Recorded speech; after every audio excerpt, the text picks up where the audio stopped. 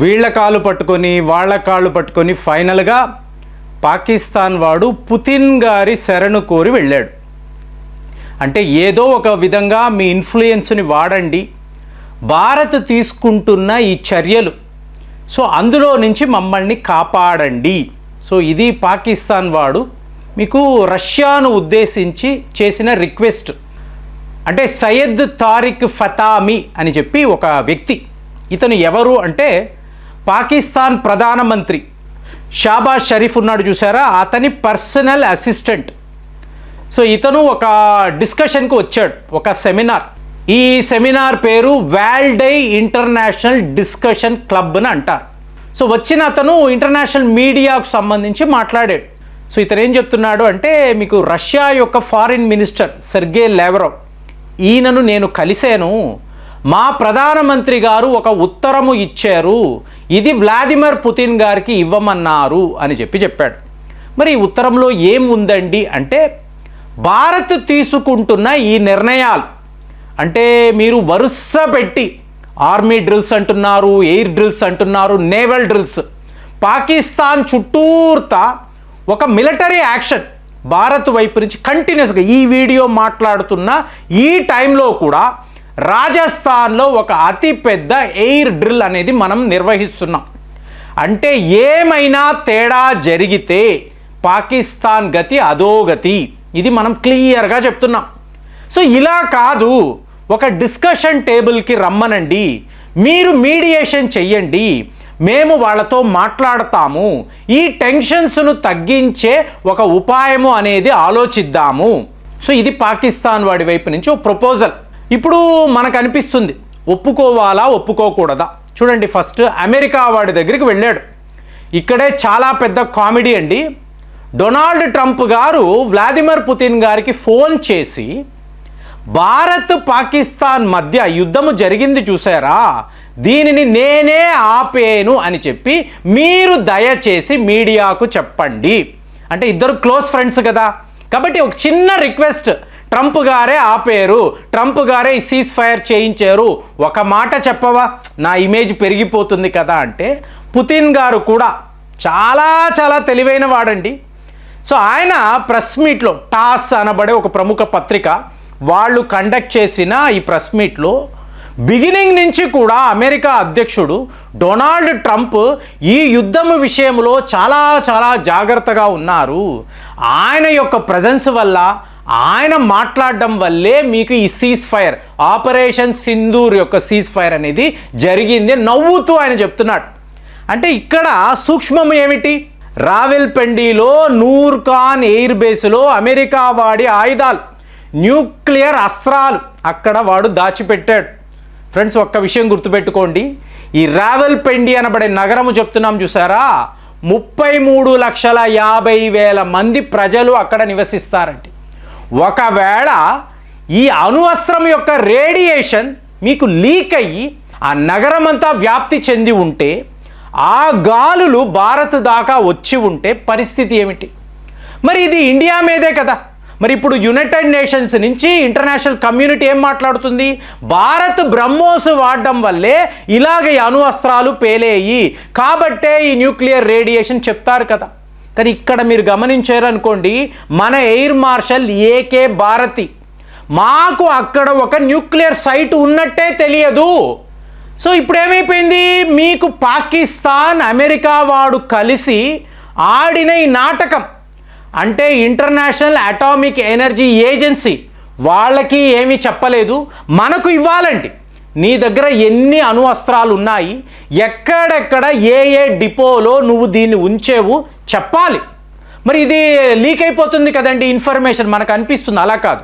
హైదరాబాద్లో మేము ఇన్ని అణు అస్త్రాలను ఉంచాము, హైదరాబాద్ అంటే ఒక పెద్ద నగరం కదా, సో ఇక్కడ ఎక్కడ ఏ గోడౌన్లో ఏ డిపోలో మీరు ఉంచారు ఎవరికి తెలియదు, కానీ పలానా లొకేషన్లో మీ వద్ద ఒక న్యూక్లియర్ సైట్ ఉందని మీరు చెప్పాలి, ప్రపంచానికి చెప్పాలి. అమెరికా వాడు చేయలేదు, పాకిస్తాన్ వాడు చేయలేదు. కాబట్టి రేపు పేలింది అనుకోండి, అండర్ గ్రౌండ్ నుంచి ఒక పెద్ద న్యూక్లియర్ బ్లాస్ట్ జరిగితే ఎవరు మనల్ని అడగలేరు, ఎందుకంటే దొంగకు తేలు కుట్టినట్టు వాడేమీ మాట్లాడలేడు, ఎందుకంటే ఎవరికీ చెప్పలేదు. సో అలాంటి సిచ్యువేషన్ ఉన్నప్పుడు అమెరికా వాడు బిగినింగ్ నుంచే ఇందులో ఇన్వాల్వ్ అయి ఉన్నాడు, చాలా కీన్గా అబ్జర్వ్ చేస్తున్నాడు. దీనినే వ్లాదిమిర్ పుతిన్ గారు నవ్వుతూ, అవునురా ఇదంతా కూడా డొనాల్డ్ ట్రంప్ గారి పుణ్యమే, ఆయనే యుద్ధాన్ని ఆపేరు, ఈ సీజ్ ఫైర్ యొక్క ప్రథమ కారకుడు సూత్రధారి ఆయనే నవ్వుతూ చెప్పాడు. సో డొనాల్డ్ ట్రంప్ గారికి ఆనందంగా ఉండొచ్చు, కానీ అసలు విషయాలు మనం ఆల్రెడీ ఎక్స్పోజ్ చేసి ఉన్నాం. సో ఇప్పుడు ఈ యుద్ధం అవసరమా?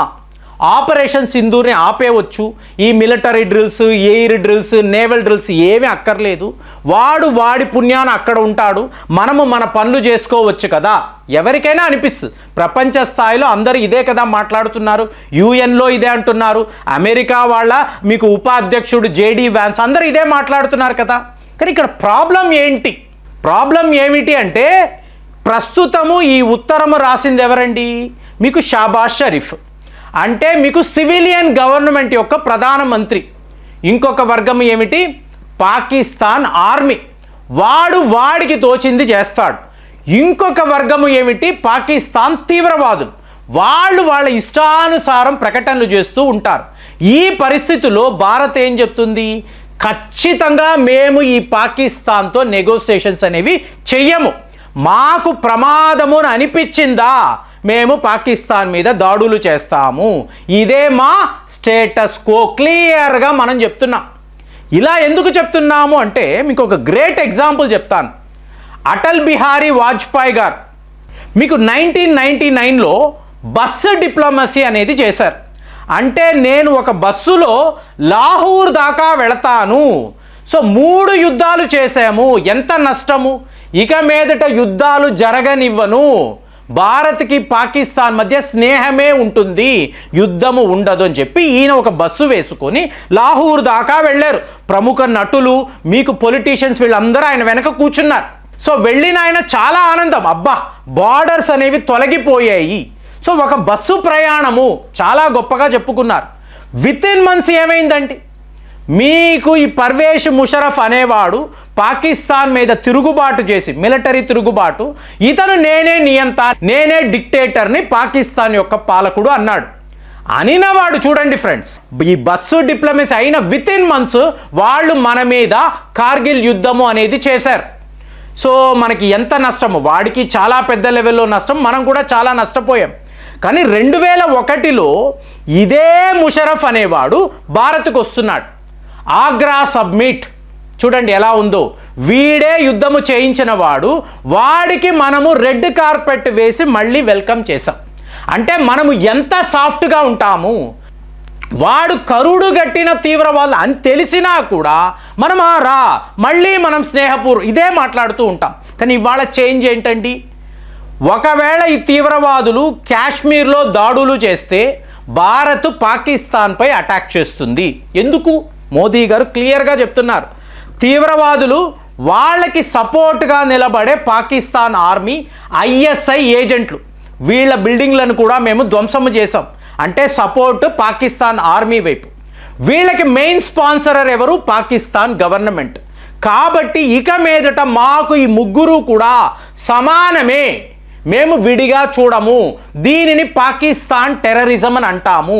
కాబట్టి తీవ్రవాదులను మీరు మాట్లాడతారు, మేము మాత్రం పాకిస్తాన్ మీదే యుద్ధము చేస్తాము, మాకు ఎటువంటి డిఫరెన్సెస్ లేవు అని ఒక అతిపెద్ద పాలసీ డిసిషన్ ఇవాళ మనం తీసుకున్నాం. సో ఇక్కడే తేడా. వాడు ప్రపంచంలో ఎవరితో మాట్లాడునా నువ్వు దిక్కున్న చోట చెప్పుకో, మేము ఏం చెయ్యాలో అదే చేస్తాము, మమ్మల్ని ఎవరు ఆపలేరు. సో ఇప్పుడు పుతిన్ గారు ఏమంటున్నారు, దయచేసి మమ్మల్ని ఇందులో ఇన్వాల్వ్ చెయ్యకండి. మరి ఇప్పుడు రష్యా పాకిస్తాన్ తరఫు నుంచి భారత్తో మాట్లాడుతుందా అనుకుంటే నథింగ్ డూయింగ్ అని క్లియర్గా వాళ్ళు చెప్పేశారు. మరి ఇప్పుడు పాకిస్తాన్ వాడు ఏం చేస్తాడు ఆలోచించి కామెంట్స్లో రాయండి. మళ్ళీ వచ్చే వీడియోలో కలుద్దాం. జై హింద్.